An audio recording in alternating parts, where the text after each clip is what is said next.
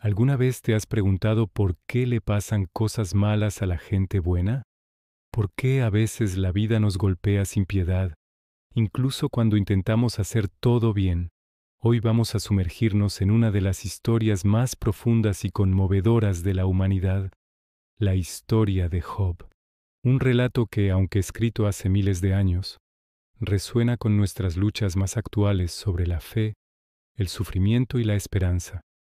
Imaginen una tierra lejana llamada Uz. Allí vivía un hombre extraordinario, Job. No era famoso por ser un rey o un guerrero, sino por algo mucho más valioso, su integridad. La Biblia lo describe como un hombre intachable, recto y sobre todo temeroso de Dios. Su vida era un reflejo de prosperidad y bendición.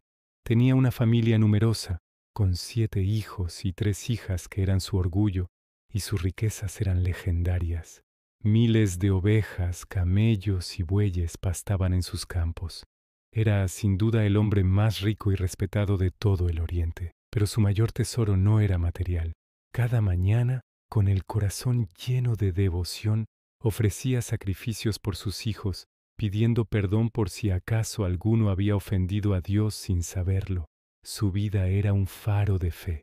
Pero mientras Job vivía en paz en la tierra, en las cortes celestiales se desarrollaba un drama cósmico.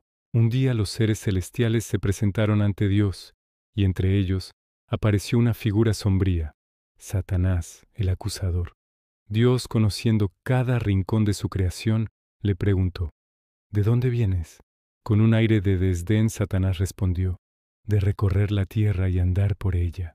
Fue entonces cuando Dios puso sobre la mesa el nombre de su siervo más fiel. ¿Te has fijado en mi siervo Job? No hay nadie como él en la tierra, un hombre íntegro, recto, temeroso de Dios y apartado del mal. Satanás, con una sonrisa cargada de cinismo, replicó: ¿acaso Job te teme de gratis? Lo has rodeado con un muro de protección. Has bendecido todo lo que hace, pero quítale todo lo que tiene, y verás cómo te maldice en tu propia cara. En ese momento, Dios, confiando plenamente en la fe de Job, le dio permiso a Satanás: muy bien, todo lo que posee está en tu poder, pero a él no le toques. Lo que siguió fue una pesadilla inimaginable. En un solo día, la vida perfecta de Job se derrumbó como un castillo de naipes. Un mensajero llegó corriendo, sin aliento.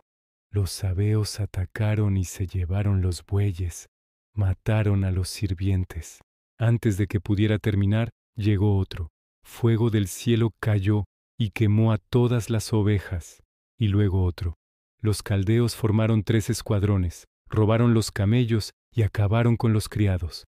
Pero el golpe más devastador, el que le arrancó el alma, llegó con el último mensajero.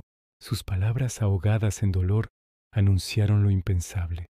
Tus hijos y tus hijas estaban celebrando en casa de su hermano mayor, y un viento huracanado del desierto derrumbó la casa sobre ellos. Todos han muerto.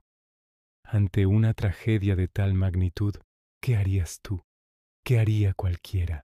Job, con el corazón destrozado, rasgó sus vestiduras, se afeitó la cabeza y se postró en tierra. Y en medio de su agonía pronunció unas palabras que han atravesado los siglos: desnudo salí del vientre de mi madre, y desnudo volveré allá. El Señor me lo dio, y el Señor me lo quitó. Bendito sea el nombre del Señor. A pesar de todo, Job no pecó ni culpó a Dios, pero la prueba no había terminado. Satanás, insatisfecho, volvió ante Dios. Piel por piel, argumentó. Toca su carne y sus huesos, y verás cómo te maldice. Y Dios, permitiendo que la prueba llegara a su límite, accedió con una sola condición: está en tus manos, pero respeta su vida. Inmediatamente Job fue cubierto por una sarna maligna, llagas dolorosas desde la coronilla hasta la planta de los pies. Su único consuelo era sentarse sobre cenizas y rascarse con un trozo de teja. Su propia esposa, viéndolo en tal miseria, le gritó desesperada: ¿todavía te aferras a tu integridad? Maldice a Dios y muérete. Pero Job, con una serenidad sobrehumana, le respondió: ¿hablas como una necia? ¿Vamos a recibir de Dios solo lo bueno y no también lo malo? Pronto llegaron sus 3 amigos, Elifaz, Bildad y Zofar, para consolarlo, pero al verlo, quedaron tan impactados por su sufrimiento que no pudieron reconocerlo. Lloraron, se rasgaron las ropas y se sentaron con él en silencio, durante 7 días y 7 noches. El silencio era tan pesado como el dolor de Job. Finalmente, Job rompió el silencio, no para maldecir a Dios, sino para maldecir el día en que nació. Sus amigos, con buenas intenciones pero con una teología simplista, intentaron darle una explicación. Debes haber pecado en secreto.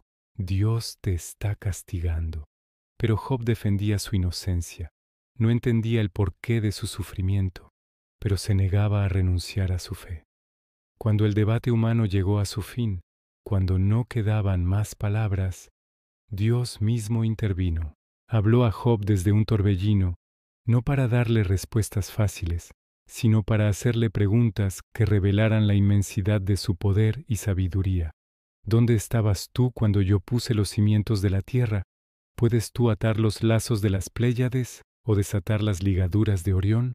Job, abrumado por la grandeza de Dios, comprendió su lugar en el universo, entendió que los caminos de Dios son inescrutables y que el sufrimiento no siempre es un castigo, sino a veces un misterio que purifica el alma.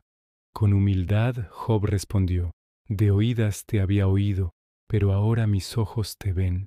Por eso me arrepiento en polvo y ceniza. Y entonces la historia dio un giro. Dios no solo sanó a Job, sino que restauró su vida al doble.